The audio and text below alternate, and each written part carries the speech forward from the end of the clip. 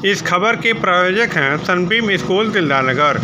वर्ष 2024-25 के लिए एडमिशन ओपन। सर, आपकी एक नई बुक आई है, मौलवी अली हुसैन असीम बिहारी जी लॉन्च किए हैं।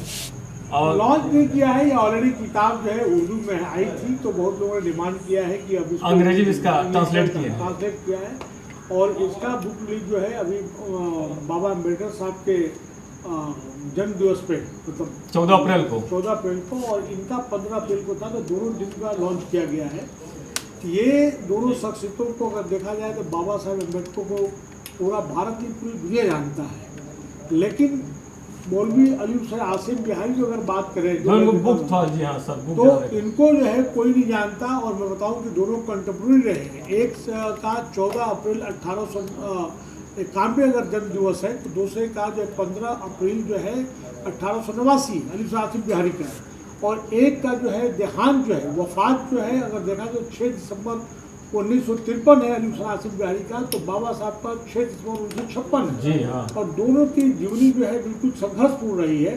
और संघर्षपूर्ण ऐसा रहा कि दोनों ने ही शिक्षा की बात कही, दोनों ने ही जो है आला शिक्षा की बात की, दोनों ने ही संगठन तैयार करने की बात कही, और फिर उसके बाद अपने राइट्स के लिए, अपने हक के लिए संघर्ष करने की बात की। उन्होंने कहा कि उच्च शिक्षा ग्रहण करो, संगठित बनो, और फिर अपने। इस खबर के प्रायोजक हैं सनबीम स्कूल दिलदारनगर।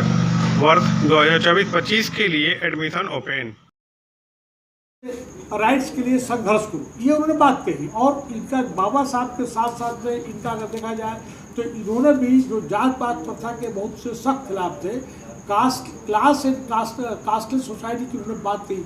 अली हुसैन बिहारी साहब ने भी उसके किया। उसके साथ साथ में अली हुसैन आसिम बिहारी बहुत बड़े फ्रीडम फाइटर थे, जिन्होंने पार्टीशन ऑफ इंडिया के लिए बहुत बड़ी मुखालफत की। ये ऑल इंडिया मोमिन कॉन्फ्रेंस के ज़माने में अध्यक्ष होते थे, और घर द्वार छोड़कर, जैसे बाबा साहब ने दलितों के लिए बहुत बड़े बसिया हैं काम किया, उसी तरह से ये अली हुसैन आसिम बिहारी साहब ने बहुत बड़ा काम किया। लेकिन आज इनके जो पसमादा का नारा लग रहा है, कोई इनको जानता नहीं है। और बताऊं कि इनके बारे में जैसी दलित और उसके साथ साथ अम्बेडकराइट्स को जब मालूम हुआ, तो इस किताब को उन्होंने हाथों हाथ लिया। लेकिन पसमादा के लोग जो है इनके बारे में, इनके जीवनी के बारे में नहीं जानते। इसके बारे में बहुत लोगों की जानकारी नहीं है, बिल्कुल जानकारी नहीं है। इनका अगर मैं पूछूं कि भाई कहाँ पैदा हुए, मैं बिहार में कहाँ से पैदा हुए, इनका कब्र मकबरा कहाँ है, यहाँ तक वहाँ तक नहीं मालूम है।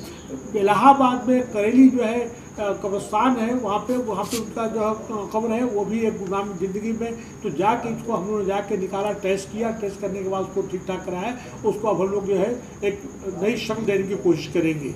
और जो काम बाबा साहब ने किया वही काम इन्होंने भी किया। लेकिन पसमादा जो इनके फॉलोअर्स हैं उन्होंने इनको भुला दिया। इनको कोई नहीं, इनको वफात पे न कभी इनको जन्म दिवस पे कोई इनको याद नहीं करता। हम लोग हिंदी भाषी क्षेत्र से हैं जी, तो इनका हिंदी संस्करण भी आती है क्या?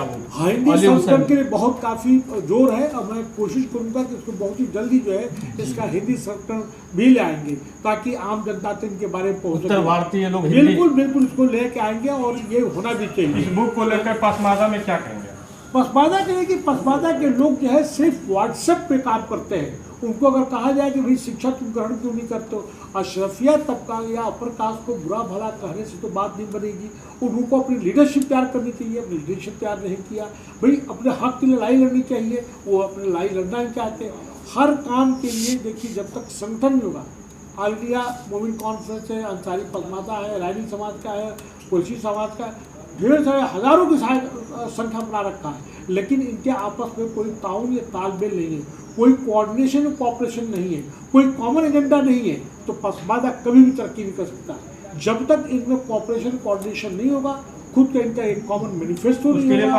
वही बोल रहा हूँ तो भाई इतना शिक्षित बनो, संगठित बनो, और संगठित बनने के साथ साथ में अपना एक कॉमन एजेंडा तैयार करो, और तो आप लोग संघर्ष करो।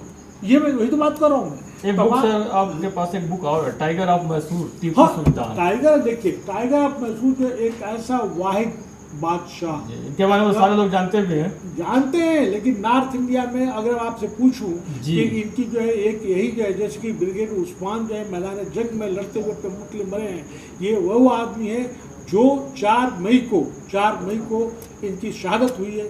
मैं आपके माध्यम से चाहता हूं कि पूरे ऑल ओवर इंडिया में 4 मई को इनके बारे में इनकी शहादत दिवस को मनाया जाए।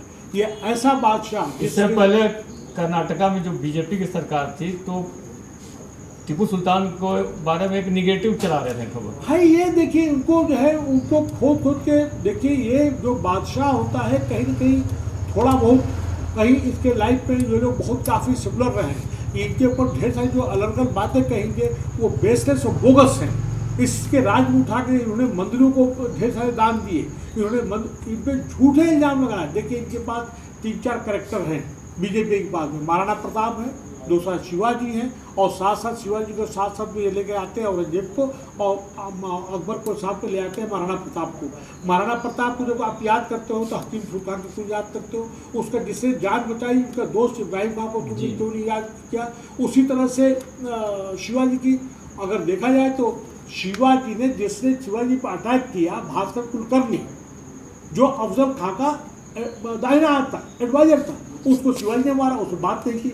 12 उसके जनरल थे, तमाम मुसलमान थे, तमाम पठान थे, उससे कोई बात नहीं करता है।